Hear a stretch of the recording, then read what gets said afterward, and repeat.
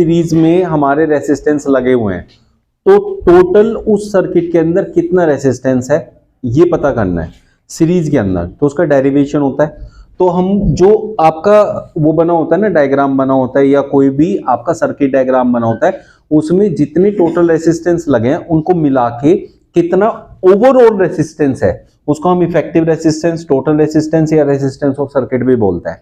तो आपके सारे के सारे रेसिस्टेंस किस में लगे हैं? सीरीज में। तो उनका टोटल रेसिस्टेंस कितना बनेगा उस सर्किट का, वो करने के लिए हमें जो है यहां पढ़ना पड़ेगा उसका एक डेरिवेशन। और ये डेरिवेशन करने के लिए आएगा तो आप लोग एग्जाम में कैसे करेंगे। मान लिया हमारे पास 3 रेसिस्टेंस हैं, एक ये रहा, दूसरा ये रहा एंड तीसरा ये रहा। ये हमारे पास एक डायग्राम हो गया जिसमें ये एक बैटरी है, ठीक है, ये एक की है जो कि बंद है, यहां से ये अटैच्ड है, ये रेसिस्टेंस 1 है, रेसिस्टेंस 2 है, रेसिस्टेंस 3 है और ये वोल्टेज है V। ठीक है बेटा। अब आपको एक बहुत आसान सी चीज समझाता हूं। जब करंट पास होता है किसी सर्किट से तो वो पॉजिटिव से नेगेटिव टर्मिनल की तरफ जाता है। तो करंट कहां से जाना शुरू हुआ? पॉजिटिव से। पॉजिटिव से चला और नेगेटिव की तरफ ऐसे होता हुआ यहां से आ गया। अब आप ये देखो जहां जहां से करंट जा रहा है क्या वो एक ही रास्ते से आ रहा है या एक से ज्यादा रास्ते बन रहे हैं। तो करंट जब यहां से चलता है इस रास्ते से जाता है, इससे होते हुए ऐसे करके आ गया, एक ही रास्ते से आ गया, कहीं भी करंट डिस्ट्रीब्यूट नहीं हुआ। जब करंट डिस्ट्रीब्यूट नहीं होता किसी भी सर्किट के अंदर, वहां वोल्टेज डिस्ट्रीब्यूट होती है। क्या डिस्ट्रीब्यूट होती है? वोल्टेज।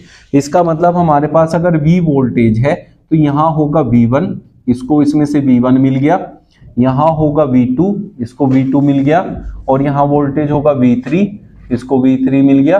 तो ऐसे करके वोल्टेज डिस्ट्रीब्यूट होती है। तो बहुत सिंपल सा है, याद करने की जरूरत नहीं है। बस ये देखना करंट तो नहीं बट रहा, करंट के 2 रास्ते तो नहीं बन रहे, करंट के एक से ज्यादा रास्ते बनेंगे।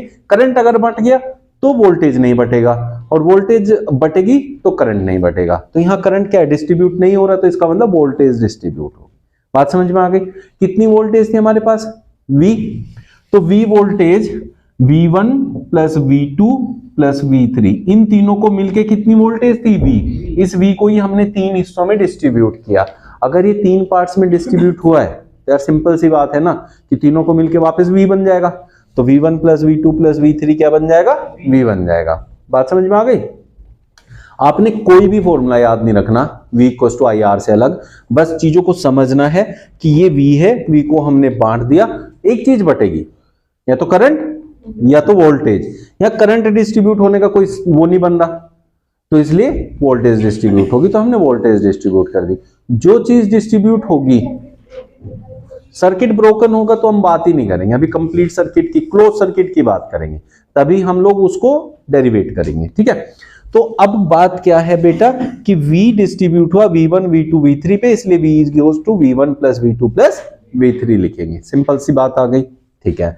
अब हमें पता है कि V इक्वल्स टू होता है IR, तो हम इस V की जगह लिखेंगे IR। अब V1 की जगह क्या लिखेंगे? V1 किसको मिला है? V1 वोल्टेज किसको मिली है?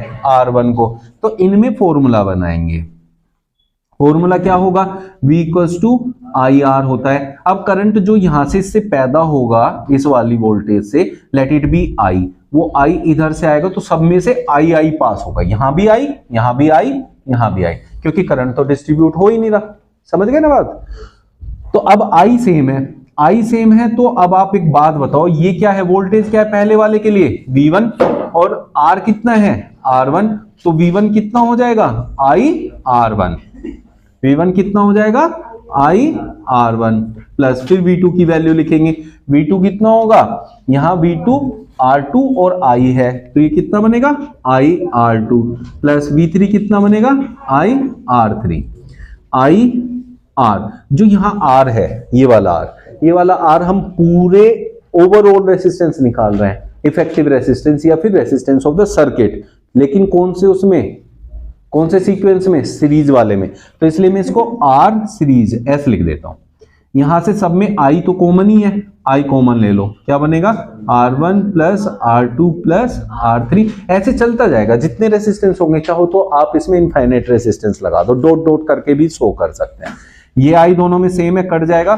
तो रेसिस्टेंस में जो सीरीज में रेसिस्टेंस होता है, इफेक्टिव रेसिस्टेंस या ओवरऑल या टोटल रेसिस्टेंस, वो होता है हमेशा R1 plus R2 plus R3 plus dot dot कितने भी रेसिस्टेंस हो सीरीज में अगर जुड़े हुए हैं तो सबको डायरेक्टली ऐड कर दो।